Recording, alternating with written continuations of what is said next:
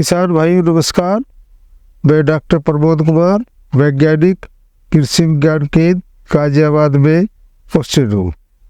हमने कृषि विज्ञान केंद्र गाजियाबाद के परिसर में किसानों की आय बढ़ाने के लिए हमने एक एकीकृत खेती पद्धति का एक मॉड्यूल तैयार किया है, जो हमारा मुख्यतः मत्स्य आधारित है।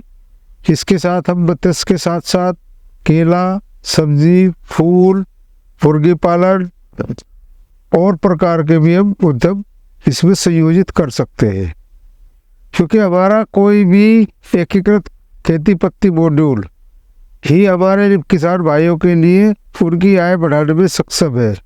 क्योंकि एकीकृत खेती पद्धति मॉड्यूल से किसान भाई एक साथ एक समय में एक ही क्षेत्रफल में कई प्रकार के उद्यमों का संयोजन कर सकते हैं। और सबसे विशेष बात इस मॉड्यूल की ये होती है कि एक उद्यम का जो अंतिम अवशेष पदार्थ होता है वो दूसरे उद्यम के लिए हमारा निवेश का कार्य करता है। जैसे मैं अपने यहाँ जो ये लगाया हुआ है हमने मॉड्यूल, इसकी बात करें तो हमने यहाँ मछली पालन के तालाब के ऊपर ही हमने मुर्गी पालन किया हुआ है।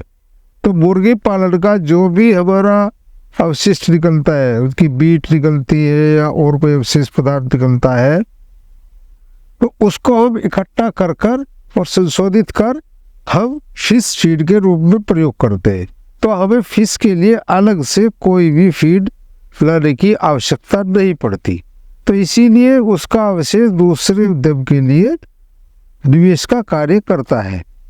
इसी प्रकार अगर हम तो जैसे इसे तालाब के किनारे है, हमने इस पे मक्का भी लगाया है, समर में बाजरा लगाया है, जिससे कि वो बाजरा और ज्वार हमारा जो उसकी चाहे हमारे कड़वी बचो चाहे हमारा दाना बचो, वो हमारा मुर्गियों के लिए आहार का कार्य करता है।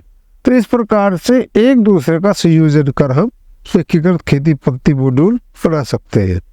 हाँ, ये विशेष बात यह है कि अगर हमारा मछली पालन आधारित एकीकृत खेती पद्धति मॉड्यूल है तो हम मछली पालन में ऐसे प्रकार की मछलियों का संयोजन करें कि वो संयोजित हो, यानी कि कंपोजिट फिश फार्मिंग हमें करनी है। कंपोजिट में 3 ब्रीड कम से कम एक साथ रखी जाती है।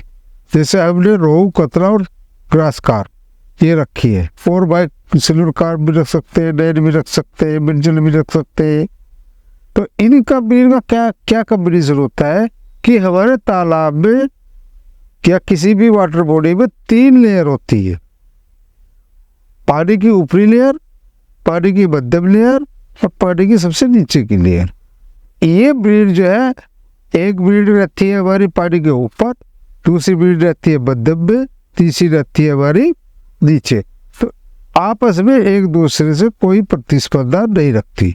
तो इस प्रकार से कंपोजिट फिश फार्मिंग में हम जो ब्रीड्स बताई है उनका हम संयोजन कर अपना आर्थिक लाभ बढ़ा सकते हैं।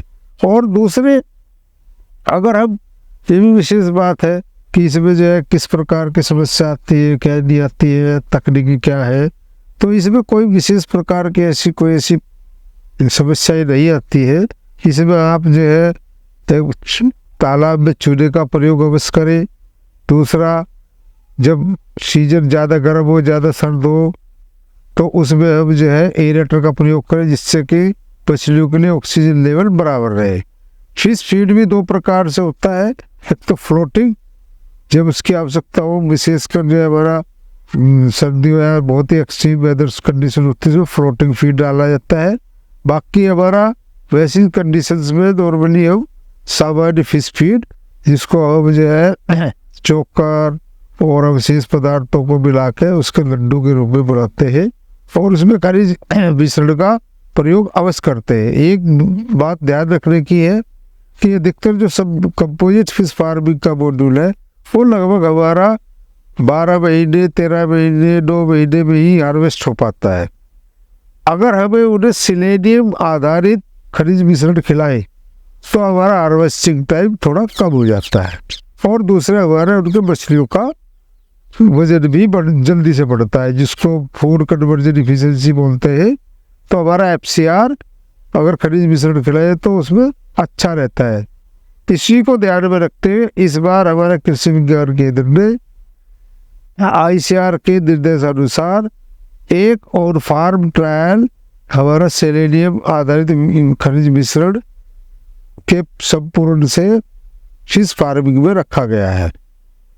तो ये इस प्रकार से हमारा संयोजन करके, और इसके अतिरिक्त अब जैसे तालाब की बेड़ है उसमें पपीता लगा सकते हैं, केला जैसे हमने केला लगाया है, जीदाई प्रजाति है तो बड़ी जल्दी बढ़ जाती है, उसमें बड़ी जल्दी फल आ जाता है बहुत छोटी हाइट में ही, तो उसका हमें एक अतिरिक्त लाभ मिल जाता है। चूँकि पानी की आवश्यकता केले को ज़्यादा होती है, वो हमारा जो फिश कोड है उससे काफ़ी उसको नमी मात्रा मिल जाती है।